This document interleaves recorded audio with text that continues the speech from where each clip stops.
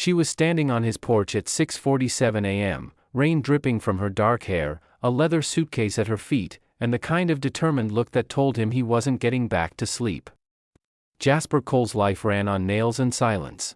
He fixed old houses, creaky floorboards, stuck windows, leaky roofs, for a living in the quiet town of Willowbrook, Vermont.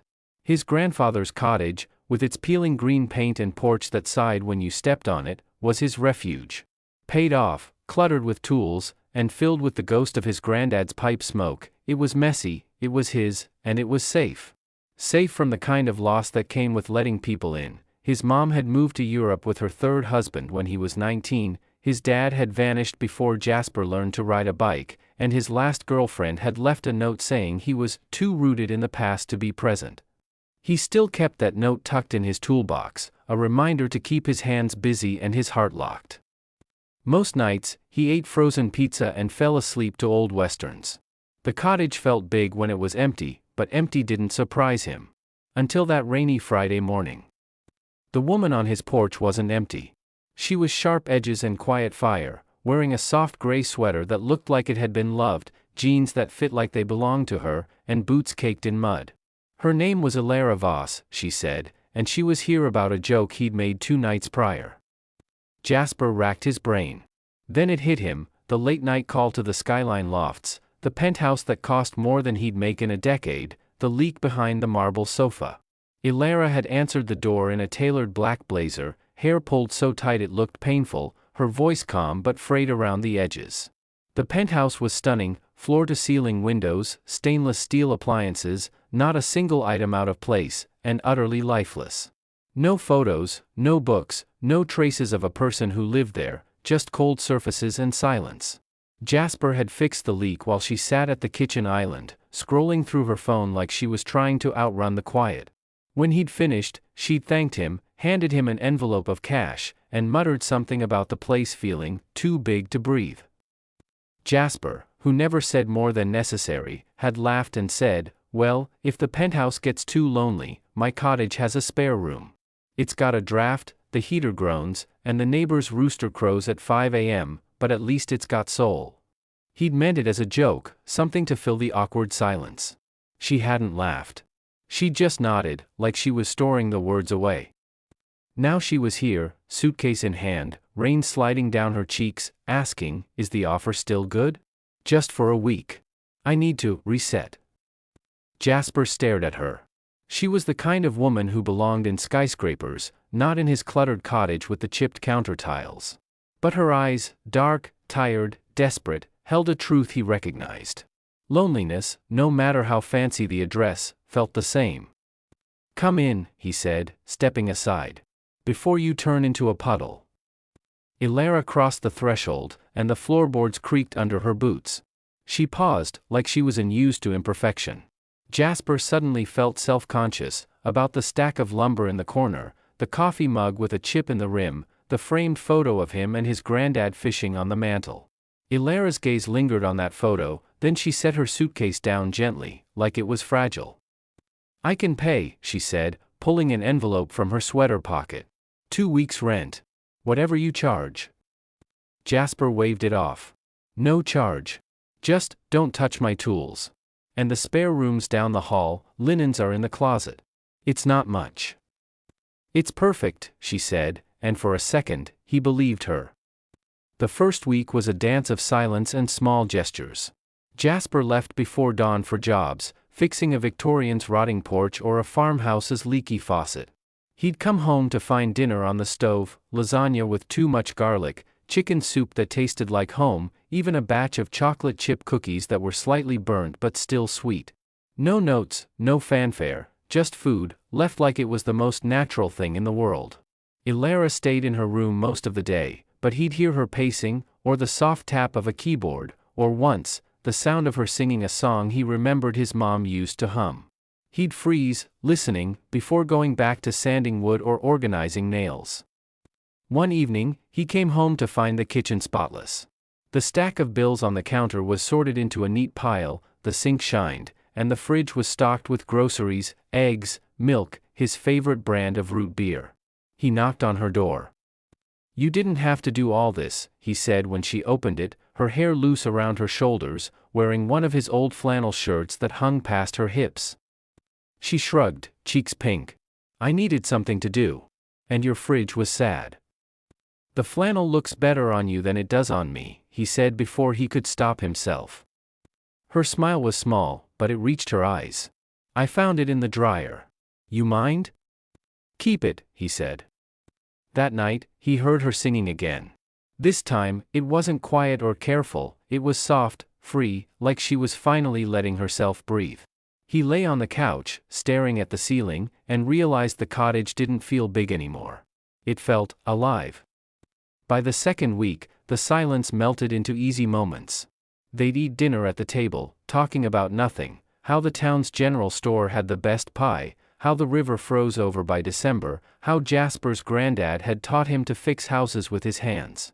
Ilara told him bits of her life. She'd run a marketing firm in Boston, worked 80-hour weeks, married a man who cared more about her salary than her, and finally walked away when she'd looked in the mirror and didn't recognize the woman staring back. I thought success was the answer, she said one night, stirring hot cocoa in his chipped mug. But all it gave me was a penthouse full of silence. Jasper told her about his ex, about the note, about how he'd stopped trying to connect because it was easier to be alone. Rooted in the past, he joked. Guess I am. You're not, she said. You're rooted in what matters. Home. Loyalty. Things that don't fit in a penthouse. They started taking walks at sunset, down the dirt road that led to the river. Ilara wore his jacket, the sleeves too long, and they'd walk side by side, their hands brushing occasionally, neither of them pulling away. He showed her his granddad's favorite fishing spot. She pointed out constellations he'd never noticed. One night, sitting on a fallen log, she rested her head on his shoulder. He froze for a second, then relaxed, letting his arm brush hers. This was dangerous, he thought. Letting her in meant risking loss. But losing her felt worse than the risk. Then the call came. Jasper was at work, fixing a barn's roof, when his phone rang. It was Ilara, her voice sharp and tight. They want me back. The firm. They're offering double my salary, a corner office, everything I used to want. Jasper's chest went cold. What do you want? I don't know, she said. I'll be home soon. When he got back to the cottage, Ilara was pacing the living room, her suitcase open on the floor. She looked like the woman he'd met in the penthouse, sharp, closed off, like she was putting on a mask. I have to go, she said. It's the smart choice. Is it? Jasper asked. She froze. What do you want me to say? That I want to stay here, in a cottage with a leaky porch and a handyman who hates small talk? That's not realistic. Neither is a penthouse full of silence, he said. Realistic is choosing what makes you happy, not what makes you successful. Tears filled her eyes. I'm scared, Jasper. Scared that if I stay, I'll fail. Scared that if I go, I'll regret it. He stepped closer, gently taking her hands. Her palms were warm, trembling. I'm not good at grand gestures. I can't give you a corner office or a penthouse. But I can give you this, quiet mornings, burnt cookies, a porch that size, and me. Showing up, every day. She stared at him, then pulled away. I need time to think. She left that night.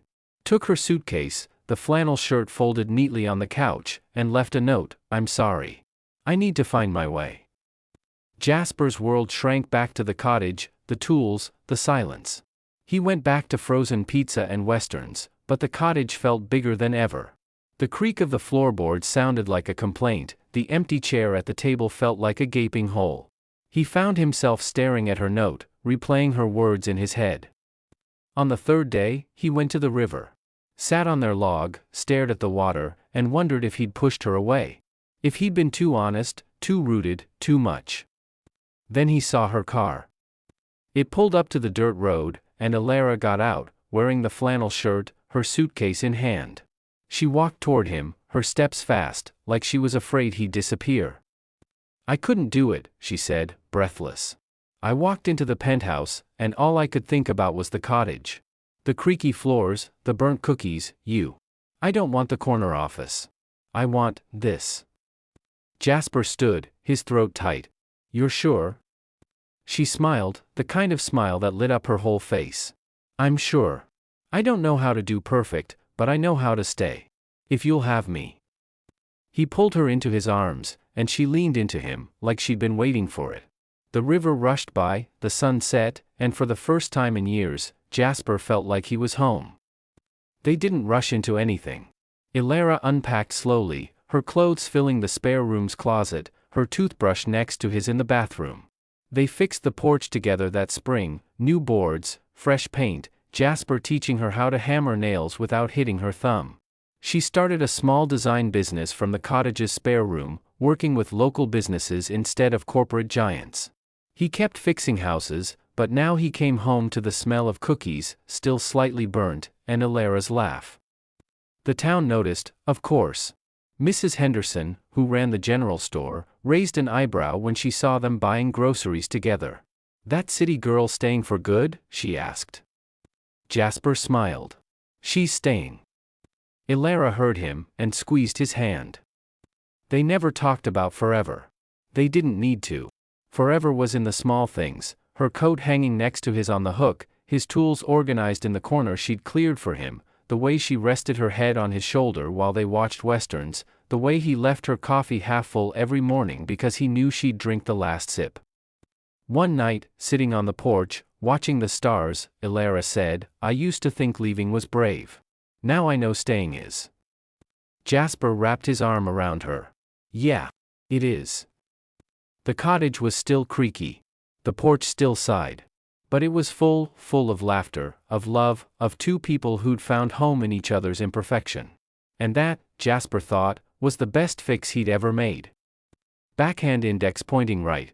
If this story warmed your heart, if you believe home is a choice, not a place, and love thrives in the quiet, unscripted moments, like, comment, share, and subscribe to our channel.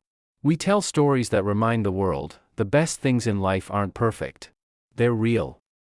And if you've ever found home in someone unexpected, or chosen love over what success told you to want, comment below with "Staying is brave." We're listening.